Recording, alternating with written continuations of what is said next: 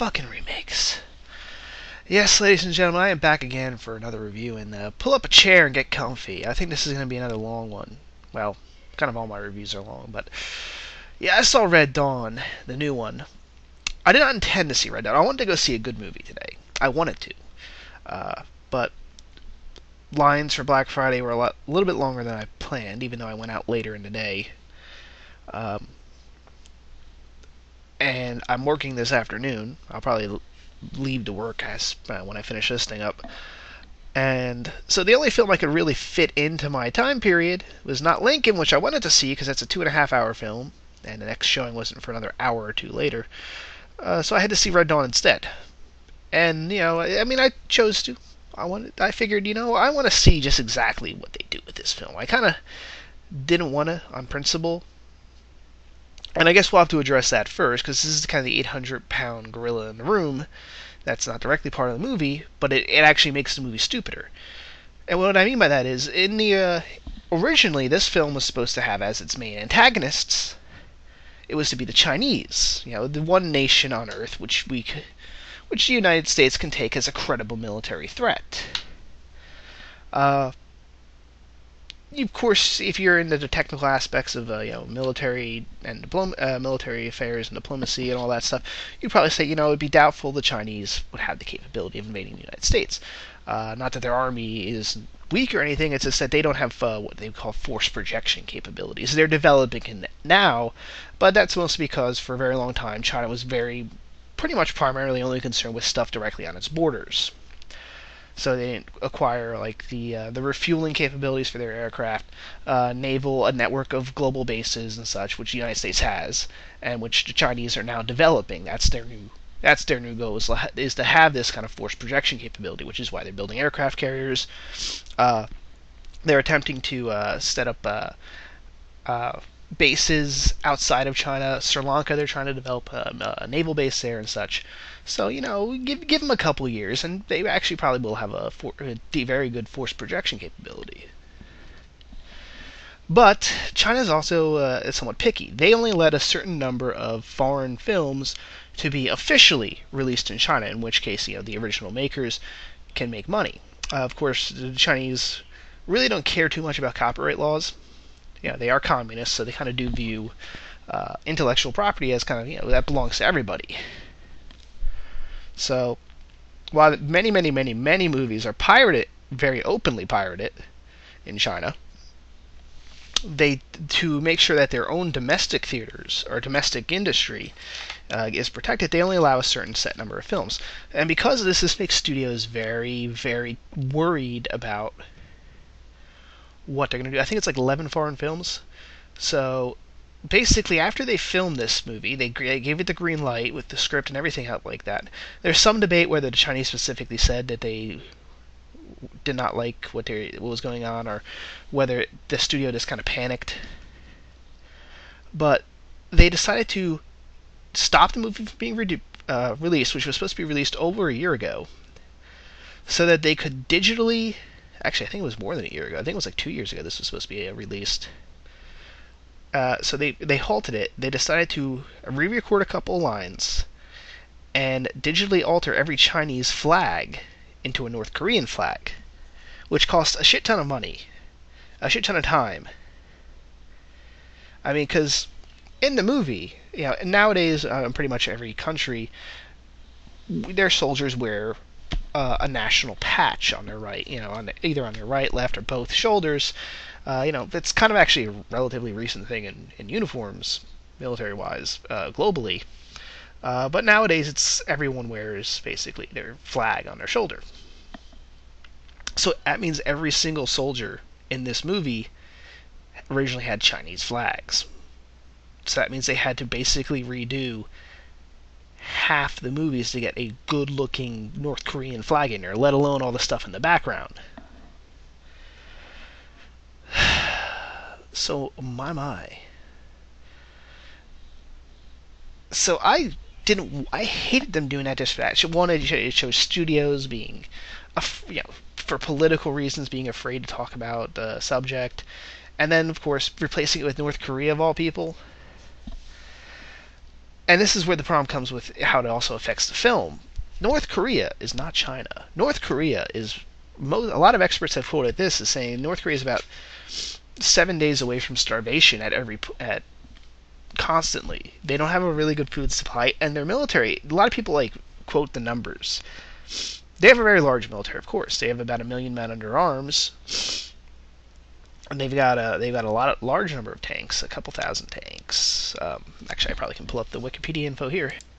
Yeah, as I pull up here, it looks like they got about a little over 3,000 tanks. But here's the thing: 3,000 tanks, about 2,000 or so armored personnel carriers, a couple thousand aircraft. But it's all really, really outdated equipment, and it's very questionable, even with that, how well supplied, like how long they could keep their planes flying.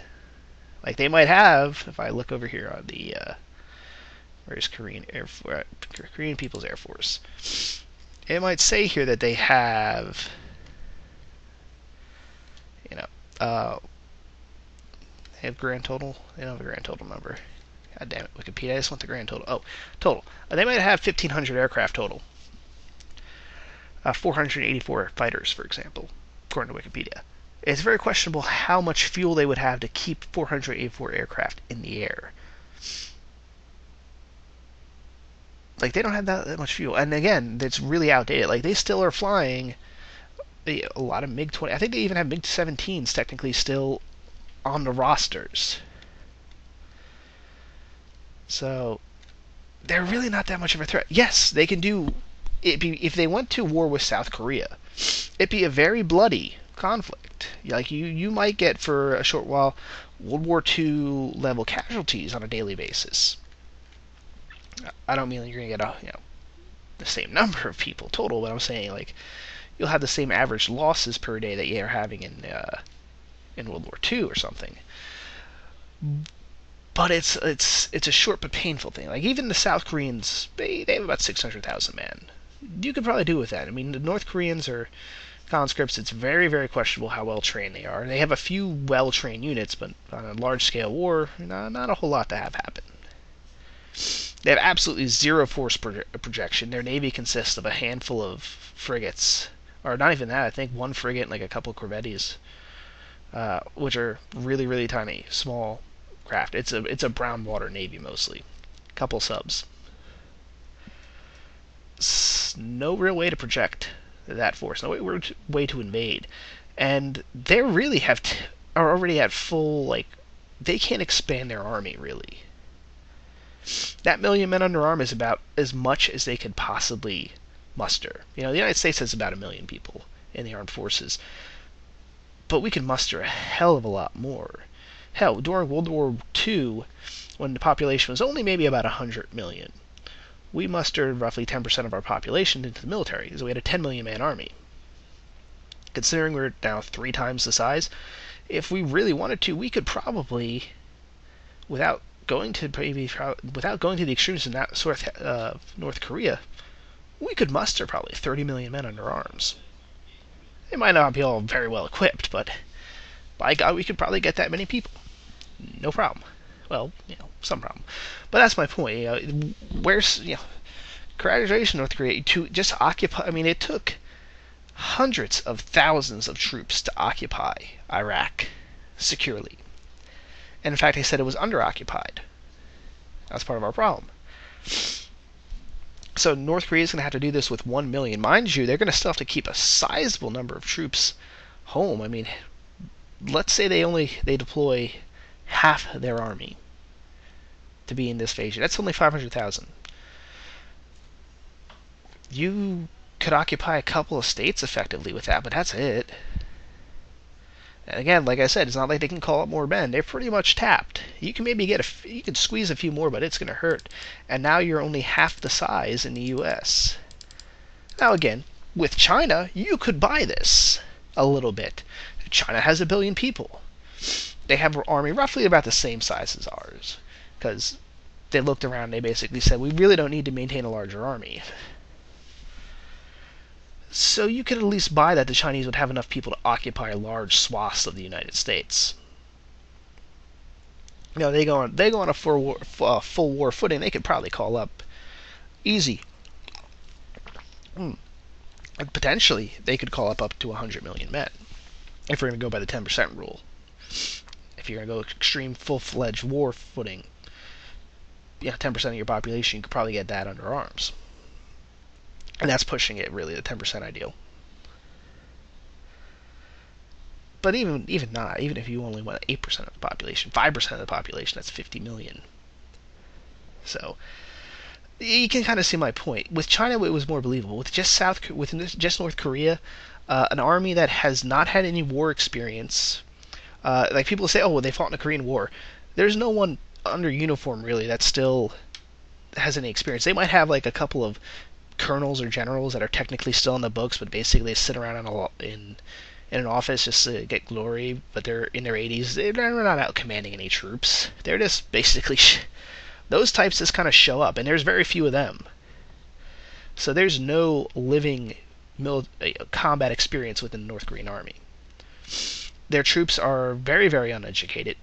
Very questionable how well trained they are. They might have a couple of special forces guys, but that's about it. They're not a very good force to fight with.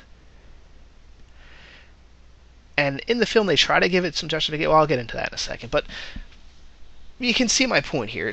North Korea joke invasion completely breaks suspension of disbelief. Hell, at least that game Homefront tried to make it that the North Koreans had taken over South Korea and Japan, and like incorporated them into a greater empire. So it at least gave them a little bit more credibility in that you weren't technically fighting just North Korea, you were fighting the combined forces of North Korea, South Korea, and Japan. A little bit more formidable. They don't even do that here. But what really messes this film up is not only that. I went on a good probably 10-minute spiel about that, but no. What this film messes up is they get all of the things that made the original so good wrong. And this is kind of the problem with remakes, is they tend to do one of these two things. They change things, which is the first thing, but then they keep certain elements of the film in, but because you've changed certain aspects of the story, it's now stupid, and you just have it in there because the original had something in there. Case in point, the tracking, which we'll get into. By the way, this is going to be a very spoiler-filled review. So it's been said that this piece of shit. You know what? I shouldn't even said. You should have this film spoiled for you, because then you'll realize how stupid it is. All right. So this piece of shit. Well, we'll get back. Remakes. The other thing they do is they exaggerate certain aspects of the story that were normally originally subtle, but a lot of people talk about. And because it really wasn't as big a part of the original as a lot of people talk about, the Green Hornet's a perfect example. How it's kind of the Green Hornet didn't do as much of the fighting. It was mostly Bruce Lee. That was kind of a subtle thing that people kind of noticed and pointed out. It wasn't really that big of a part. Of course, that most of the muscle was from Kato, but the Green Hornet threw some punches as well. He was fairly competent in the original series. He was smart. He was very good with the detective work and such. And then, of course, the remake, because everyone talks about how Kato did most of the fighting, and kind of in a comical fashion, they over-exaggerated that, and it, in my opinion, ruined kind of that movie. Same thing here. There was very subtle aspects of many of the characters in the original movie that they then bring out. For example, Charlie Sheen's character was much more of a... He was more hot-headed, he was a little bit more cowboyish, but these weren't over-exaggerated parts of his character. They were very subtle parts and very realistic elements of his character. So what do they do in a remake? They take those few parts that had subtle aspects and then they overblow them. So they make it that he now purposely is so self-determined to go all cowboy and try to save his girlfriend that they blow an entire assassination mission. He's constantly arguing with his brother. Like, yeah, he had arguments with his brother, but they were very realistic arguments, and they fit well with the story. They were quick little jabs and counterpoints, but they never went full-fledged. Here is every other scene. is Chris Hemsworth and Josh Hutcherson, who plays not Josh Hutcherson, Josh Peck, who plays his younger brother in the movie, arguing. Half the movie is them arguing over, you've got to, become a man, basically. You've got to think of the group. What? No. And that's the other thing. It's so centered on these two brothers. When the original, it was really about the entire group. It was about all aspects of this little group of teenagers that were forced to become, gorillas. Here, all the characterization is put into Nesta Brothers.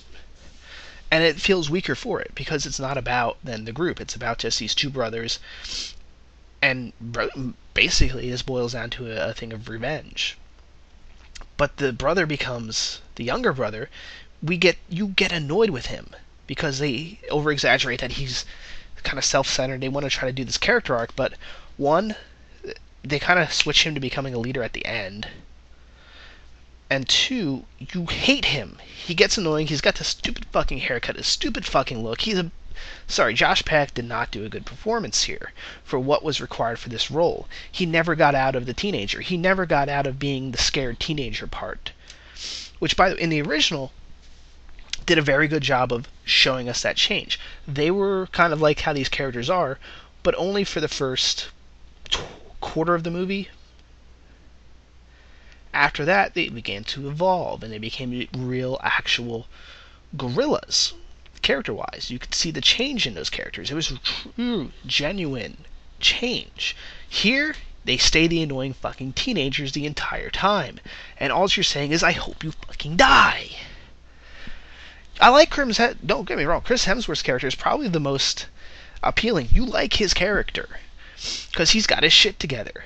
I mean, of course, in the movie, they make him a Marine, which I can grant him that, to change the character. In the original, he was kind of he used to be the town quarterback. It was kind of the old joke was, the quarterback, big popular guy in high school, and now that he's an adult, kind of never did anything. He works at a gas station.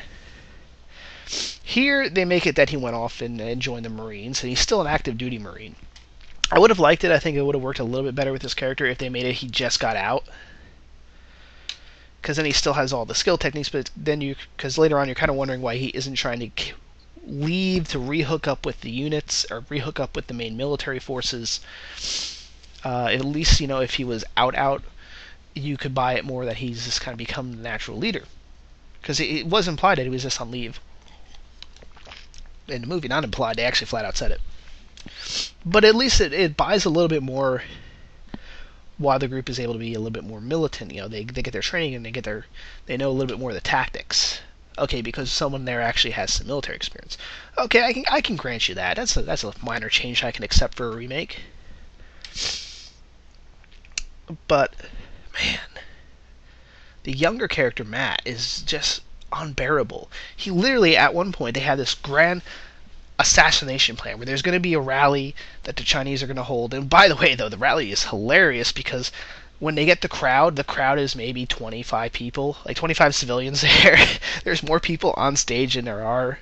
And I don't think that was intended to be look how few people actually show up. I think it was just the fact that they didn't have enough money to get any more extras. They wasted it all on the people on the stage. I think they were just hoping that I guarantee you they were planning on this putting more people in, using CGI to make the crowd bigger. But then they had to, of course, use that CGI money to change the flags on everyone's shoulders. But anyway, they had not brilliant assassination plot, but they had this assassination plot to kill the main enemy commander. And of course, Matt, the younger brother, who's already been leaving the group for days, trying to spot in the concentration camp, and they bring his girlfriend there. And of course they run up. You're risking the group every time you're doing this. You're gonna get us all killed. You have to realize, this isn't a game. Everyone's going through all that stuff. Which again, good on Chris Hemsworth, bringing up some good points. Making us hate this character, Josh Peck's character, more and more and more and more, because he has a very whiny expression too. Anyway, he finally spots on a random truck going by, that bus, it's got my girlfriend. So he has them blow up He has him go ahead of time early, launch the attack. He does a little bomb detonation that's supposedly a small bomb that scares off most of the crowd so they don't kill too many civilians. He does that. He no one's prepared. He goes and runs to the bus. One of his buddies gets killed doing it, so he immediately the audience is like, good fucking job there. You got your buddy killed just to save your girlfriend. And he basically does. Even on this bus, it's not like he even frees everybody else. Like, you can tell he's got zero fucking plans. He has no idea what he's doing. He didn't even realize the concept of, once he gets on the bus, these people are probably handcuffed, like, to the floor, in which case it is. So he wastes like 5 minutes trying to find the keys. And the only person he gets off this bus is his girlfriend. There's another, like, 12 people on this bus. You could have at least salvaged it somewhat if you freed everybody else.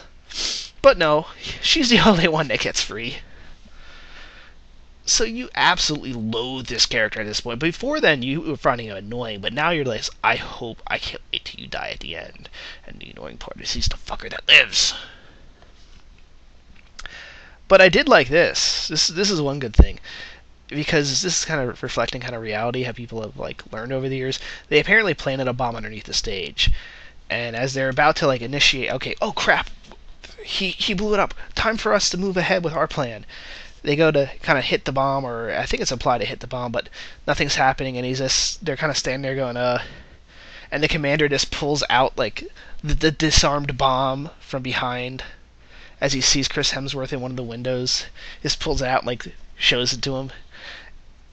And that was a good one because, a lot of the tactics that they do in the movie are kind of so stereotypical that modern militaries have counters. If they're going to hold a rally, before anyone shows up, they check underneath the stage. They check everyone that's entering that area. Like, reality, they would have, if this was a big rally, they wouldn't have just a small quarter a couple of feet away from where the main stages are. No, there would be checkpoints way further out so that they couldn't get a bomb anywhere near this place. And it's somewhat implied that there might have been a trap, because they introduced the Spetsnaz. They do basically imply that the Russians are helping out the North Koreans. You're just left going, why? Why the fuck would the Russians help the North Koreans? And this is the problem why the whole concept of Red Dawn doesn't quite work as well today. Why would the Russians want to do that? What incentive did they have to invade the U.S.? The U.S. isn't actively competing with them. Maybe there's a slight bit of competition for influence in Central Asia and Eastern Europe. Like a small, lighthearted war. We didn't do much to, stop them from invading Georgia, which was considered to be kind of a U.S. ally. Like, we helped negotiate a peace. Yeah, there's some rivalry there with influence a bit in certain regions, but not enough for the Russians to go, yeah, we'll invade the eastern seaboard, sure. Why? Again, it goes down to trade. You're losing more trade than you could possibly gain by this. There's no gain for the Russians. They kind of are rebuilding their army a bit and their military capabilities, but it's nowhere near like full-fledged where you could easily invade the U.S. right now. I mean, if they could have sold it...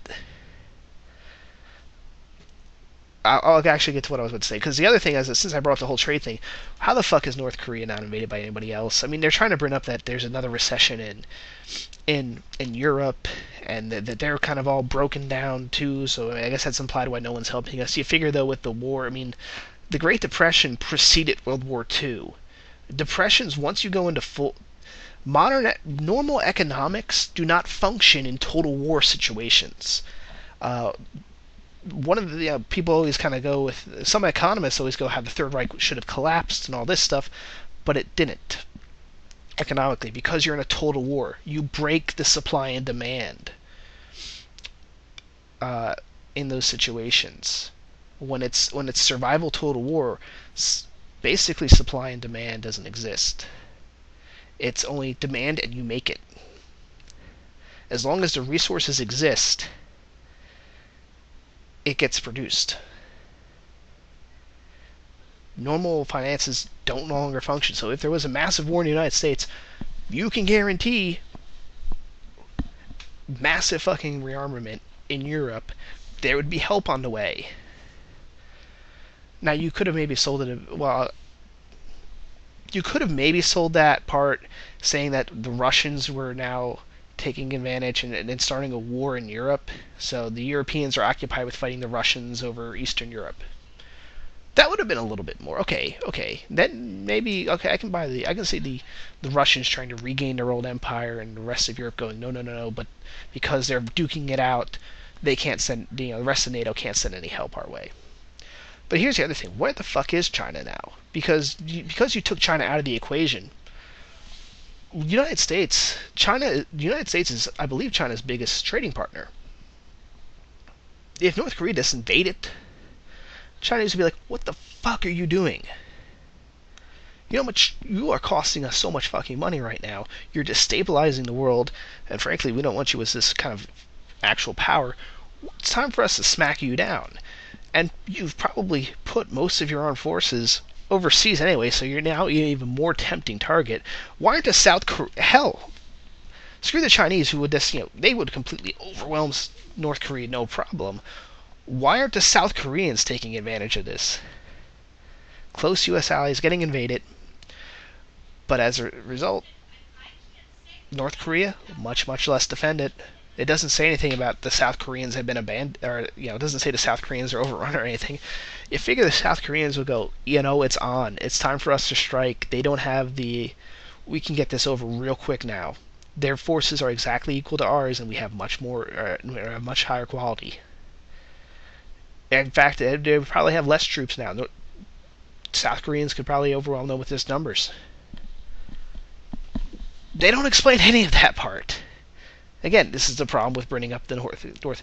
At least with the China, you can maybe buy the South Koreans going, oh shit, we're going to sit this one out because we have kind of good trade relations with China. And North Koreans aren't invading, so we're just going to sit here and smile at China and try to play this neutral. You could see people doing that. You could see, especially the Pacific allies, deciding that they could sit it out and play neutral because they're too afraid, because they're too close. They know that China could bomb them directly. You could at least buy that a bit. Not with North Korea. Hell, Japan would probably invade at that point to help us out. Like, there's no explanation. At least with the original Red Dawn, it was implied that there was a war going on in Europe, that there was a larger scale to all this. But since there was stuff going on elsewhere, no one else could send help to us. And they kind of explained how the rest of Europe was kind of sitting out. There was a few allies. In fact, in the original, they even brought China. China was actually fighting on our side in the original movie. And there was implied there was even, really compared to the U.S., the big war with all the big killing was in China, and between China and the Russian-Siberian border. So there was that whole aspect they ignored. In fact, you can even, how I brought up the Russians before. Of course, they brought the Russians back because the Russians are the bad guys in the original. Doesn't make it makes zero absolutely fucking sense. But then they try to say the Russians took out the East Coast. You're kind of, again, you're left in why. You could have maybe bought, and here's the thing, since it was a throwaway line anyway, the Russians were so impressed and the U.S. looks like it's going so down, the Russians are trying to gain a little favor by just offering a few special forces teams. You can, okay, so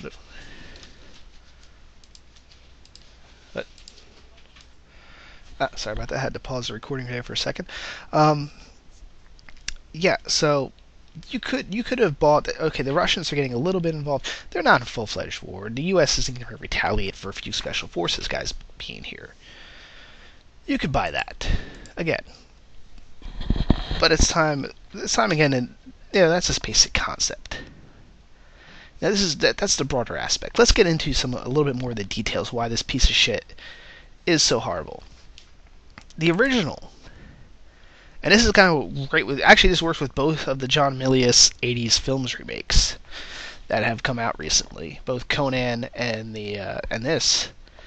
John Milius directed the original Red Dawn. He also directed Conan the Barbarian, 1982's Conan. And John Milius is really good. He's very good at having these quiet moments where you're kind of swept up in the scenery and it's the characters, and you see the characters thinking. He's very good at this. It's something that not a lot of people can do. Where he just has a lot of scenes where the characters are sitting there and they're thinking, they're reflecting on what previously happened. It's normally very quiet. He brings in then very good composers, and you have this music playing, and you have an emotional response by this. So what is technically a scene that is should be very boring is actually very captivating. This works very, very well. And it does a good job of pacing the movie because of the music and such. You're not bored by it, though. You feel it has an effect of you feeling it have a grander scale, and he does a very good job in both those films. But it also means that there's a decent pace, and when there is action, you pay more attention to it. It's important. Here, not a very good soundtrack. The soundtrack is completely forgettable, so there's nothing. You don't have that aspect happening. And when they're having these moments in between the action scenes, which, by the way, ironically, I think the original had more action, but it was done in probably a little bit better manner. I think again because yeah. Again, I think the setting helped. In this one, it's in Spokane, Washington. The original is further out west, but the further out west gave you a lot better shots. The terrain was bigger. Here we don't see that as much. It's always shot close. It looks like you're filming in somebody's backyard, which doesn't help. In the original, you could tell that they went out into the Rocky Mountains and filmed. Here, they filmed in Detroit, Michigan, and it just has a more close feel. It has less of an epic feel to it, which hurts it. I think that's one of the things that helped sold it was the rocky landscape. The original, that's what helped. A lot of people liked it. It was a very beautifully shot film because it used really good locations. It used its locations very effectively. Here, you never get the sense of scale or anything, or of like natural beauty. That was kind of the ideal. You had the kids out in the woods. They are in this very beautiful environment, and they're doing this very violent thing. So you have a good dichotomy here. Here you have, one, it's always late fall in very generic looking woods. It's not very appealing. Two, again, we spend so much time on the brothers and having the same fucking argument over and over and over again. We don't know anything else about the rest of the group. We don't know any. Name something about one of the other groups. I can't even barely remember. There was black kid, other black kid, generic white kid, other generic white kid, female 1, and female 2. That's pretty much it. Like, the one kid that we get a little bit of more characterization with is the one. I can't even. No memorable names here. But the one kid whose father was the mayor. And there is a bit of a scene where you see him looking through his scope, he sees his father on the stage. This is the assassination scene I talked about earlier. And you see him start to cry. And they go, you all right? And he goes, yeah, I'm all right. Doesn't tell him to stop. But you can, that's actually one of the better scenes in the movie. Not even better scenes, that moment where he sees it and you can see the character work in his mind. My father's with them now.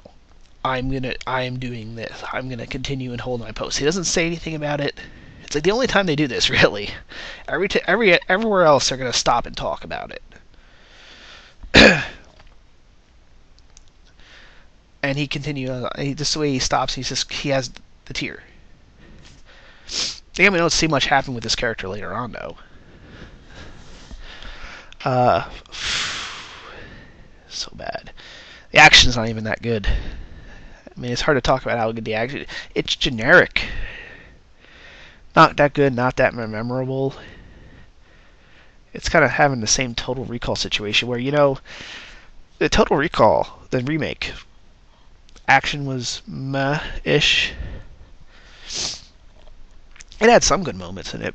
Some of the stuff with the robots was creative. But they don't even have anything like that here to make it memorable. Which is a shame. Because you at least want to have memorable action scenes. But they don't have that. It sucks. Horrible fucking movie. What else can I talk about this thing? Because there's so much more to talk about, but I feel like I would kind of be repeating the same things. That's crap. I talked about that. Oh, let's hit back on with his characters. The girls. There's two females in the original movie. Two females wound up joining the group, but that's because they had a contact, and it was this contact who said, I need you to look after my nieces.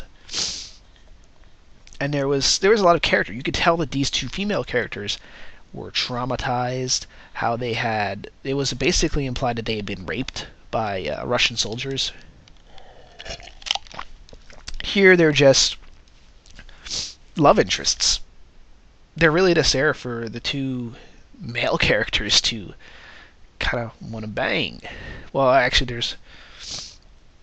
I think there's technically three female characters in this. I mean, it's at least a little bit more believable modern day that you would immediately see females kind of joining up with the freedom fighters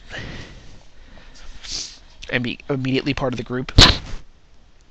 But they don't do anything. The only characterizations we get from these females is that they're like they actually treat them more like crap. That's the original. When you start off with, they were kind of treated as almost like baggage. They were traumatized, but you gave them characters, and after a very little while, they were much more a part of the group. They did a lot more of the key fighting. In this one, even at the end, they're just leaving the females back with a couple of RPGs, and they're not even going on the main raid. So they actually utilize the females less, which is insulting, really. You would probably see them be more a part of it. Here, it's like the inverse. Over the course of the movie, they used the females less and less and less and less. In the original, that was kind of a subplot, was these guys taking these girls in and having them become full-fledged part of the group. And again, they had more characterization. You had the one kind of falling in love with the colonel that was shot down. Oh, which, by the way, we should talk about them. And then the other one that was very quiet, and she eventually talked. And that was a good character moment. But we'll run in with the characters. They don't have a shot down fighter pilot, which I think would make for a more interesting, portrayal. Instead, it's like a special forces Marine team of like three guys who are looking for this device that can. It's basically a radio that's not affected by the EMPs they have. Shouldn't be that hard. You can actually protect. There's already technology to protect key communications equipment from being EMP'd. But in fact, I thought it was when the movie first started, it was someone implied that they just kind of hacked the main for the power grid. I thought that was the implication, especially with this little montage they showed at the beginning. Which, by the way, they don't even set up that there's anything that different going on. Like in the original Red Dawn, they at least laid out that there was the Russians were getting pushed more to the extreme that they're going to have to do something now because they're having crop failures, and that there was revolutions in South America that put them more on the border with the United States, and that Europe was withdrawing from NATO and all that stuff. So they changed the timelines a bit. Here there's nothing. It's really implied that it could be right now, the North Koreans invade. But what was I about to get into? Yeah, the Marine guys. So, I'm talking about this bigger scale stuff. The Marines are supposed to fill in the shot down Air Force pilot from the first one, who finally, after a very long time of us seeing this fight, gives us the larger context. And also at the same time gives us hope by saying, alright, we've been invaded, all this stuff. They've stopped. The war has stalemated. The enemy no longer has the initiative, which is basically what they're supposed to be telling us. In which they do say, oh yes, we've they've taken the West Coast and the East Coast, but we're held out in the center, and they failed to take on Florida, and it's supposed to be okay. There's a larger war going on. In fact, that was one of the brilliant things of the first movie, which I think is kind of treated by having this team show up that's looking for this device. It's making the Wolverines in particular way more important to the overall conflict of the war. In the original, it was basically implied that there really are just we're just seeing one tiny little bit, and that the Wolverines really, if you look at the grand scale of things, aren't making a massive difference. They're really a slight annoyance, and that the real make or break of the war is being fought elsewhere. We get a sense later on they actually get to go to the front lines and they see a tank battle happen. They choose at that point not to go and cross the lines and all that stuff, but that's where the war is won. It's the fact that, I mean, yes, the accumulative effect of the resistance is helping, but much like in World War II, where outside of Yugoslavia, partisan resistance didn't do a whole lot. It held down a few units, but for the most part, it didn't. It wasn't a make or break element. In years past, especially in France, it's been over exaggerated a bit because it helps the French feel better. Especially them ignoring that there was probably more people that joined up and helped the Nazis or stayed neutral than ever were part of the resistance. But I digress. But actually, that's not even a digression. That's kind of another point. That in this movie, it makes the Wolverines very, very important because they're the ones that get this device. In the original, there was never a moment like that. In fact, the Wolverines just grow bigger and stronger. And in the original, it's kind of show what happened to most groups, most of these partisan groups.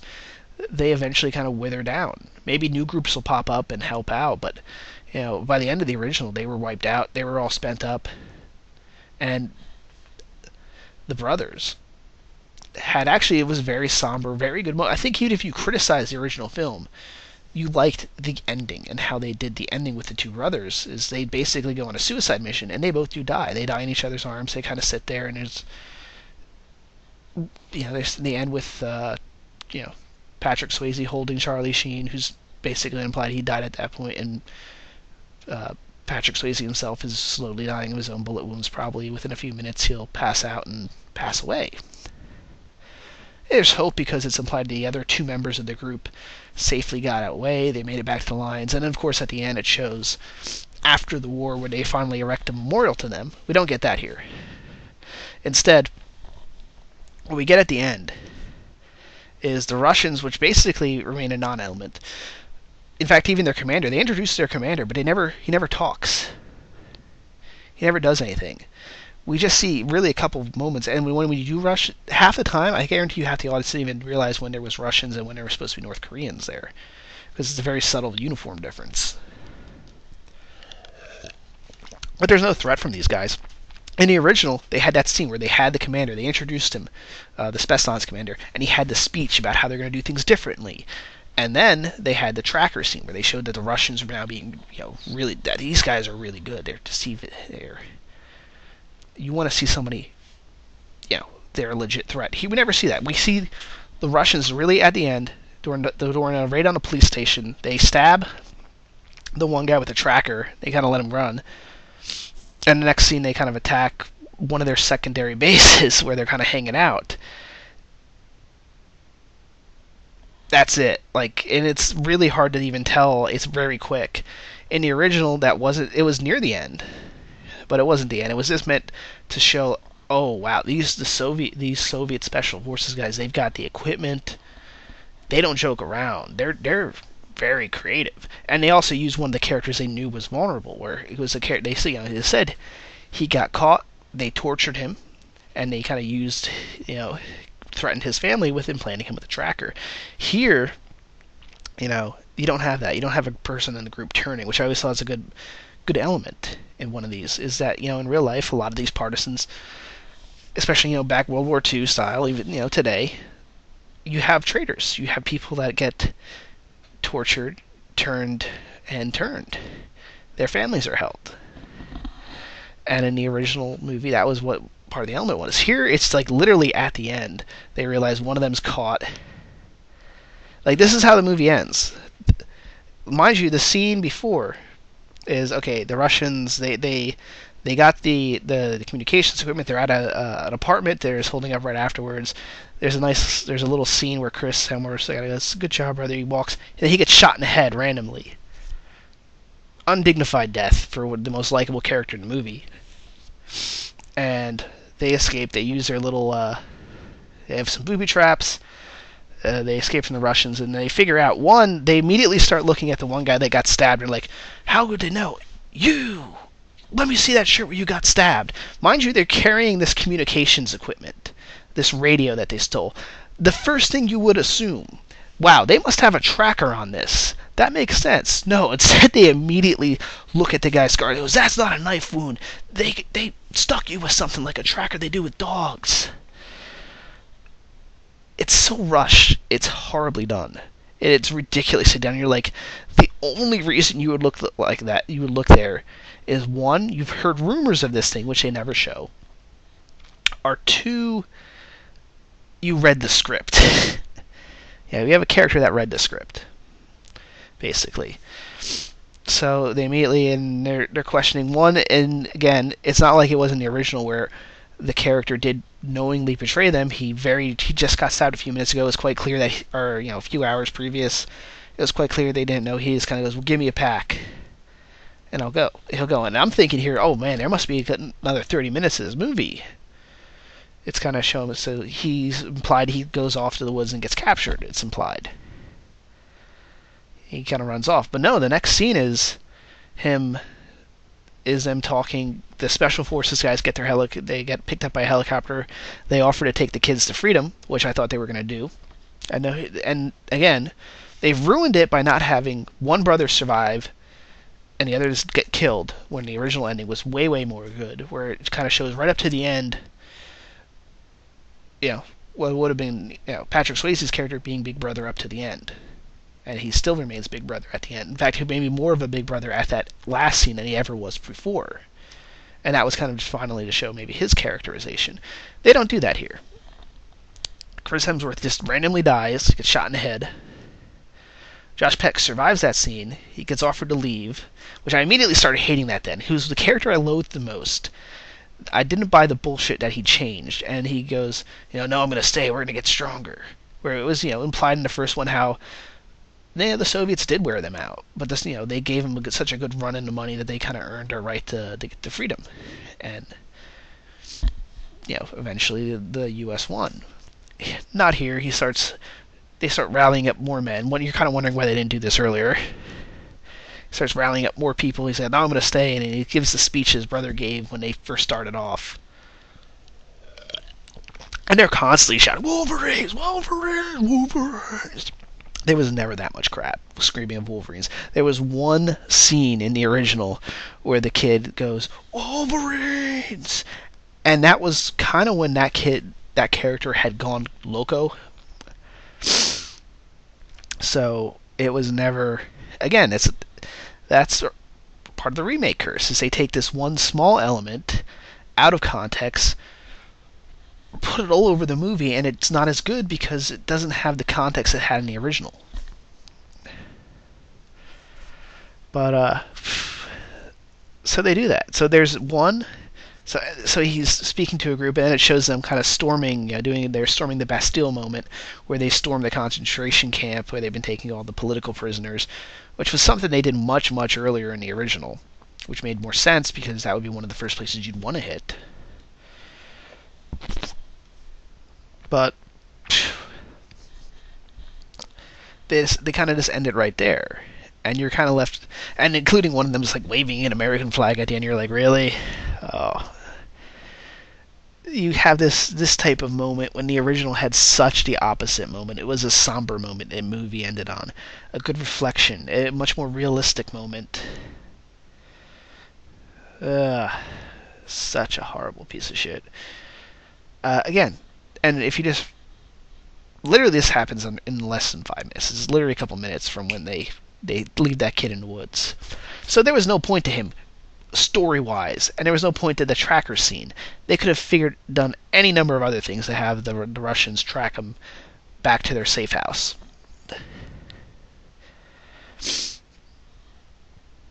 So it's a horrible movie. I do not recommend this movie. I just spent 50 minutes trashing this thing, and now I have to run out to work in just a few minutes. So don't go see it. I'll have this posted up probably later tonight. I'm gonna try to get to see Lincoln either on Sunday or later in the week when I'll have a little bit more free time. As you can probably hear in my voice a little bit, I'm still fighting a bit of a cold. I hate this. You ever get one of those colds where it never goes into full-fledged cold? It just stays a little stuffy, and therefore you just feel like crap. Especially when you rather get the full-fledged cold, like, I feel like shit, I'm just gonna stay in bed. Call out sick. No, but it doesn't. It never does. I rather just get at this point. You rather get full cold and just be able to call out sick than have to go to work and work at like 70% capacity. But anyway, this is a piece of crap. Save yourself some money. Go and buy a rent or download the original movie if you're going to waste 2 hours. And that's weird. That's the other thing. This movie doesn't feel like it should be 2 hours long, but it is. It feels like it should be an hour and a half film. And I kind of wonder where did that time go? How does this movie feel? Feels shorter than it is. I don't know. It's a bad movie. I'm sure I forgot a few things as usual that I want to talk about.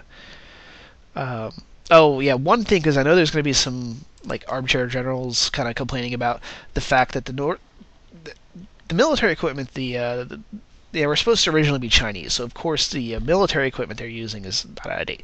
They actually did, I'm surprised, use modern Chinese uniforms even, where they have, the Chinese army uses its own digital camouflage patterns, which frankly are still better than the UCP the army is using.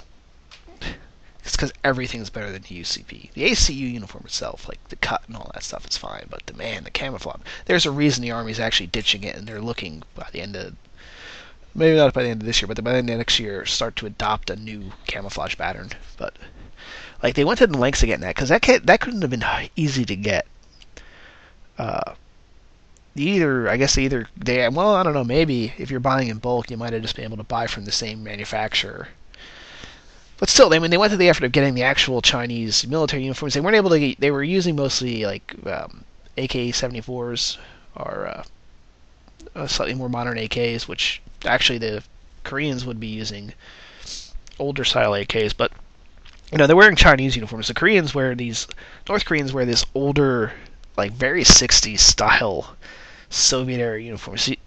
The Chinese are very into modern tech, and the Chinese actually, their main battle rifles, very high tech looking. They don't use AKs.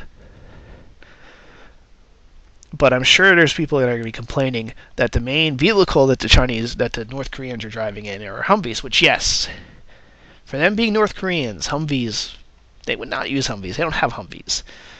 But if this was a Chinese, they would guarantee you there'd be like some, and they're driving around in American Humvees. I mean, come on. Actually, the Chinese military uses a direct copy of the Humvee for their army as a utility vehicle. Although they are also driving around in an M1 tank, which, okay, that you can call being BS. Although they do have scenes where they've changed. You can see they were CG'd a bit, but they are like CG'd Chinese tanks, or modern day Chinese tanks that are a little bit more high tech looking. Oh, there was, before I end this, there was one other thing that I do give it credit that they added as an element, is they did add collaborators, which is something that they really didn't do in the original. It implied that there would be people that would actively support and join with the occupiers. The original series and miniseries of V had the same thing, where you not only were fighting the enemy, you were fighting people that decided to go with the enemy for various reasons. Some they agreed with the ideology, others were just opportunists. But they did actually have active like collaborators. Though it was only one scene where they had the collaborators. I thought that they would be a little bit more of an element with those guys. Oh well, I've gone on for about an hour for this. I don't think it had the same fervor as a hatred as I had with Battleship, which only makes it worse. So, yeah, signing off for now, guys. Hasta luego.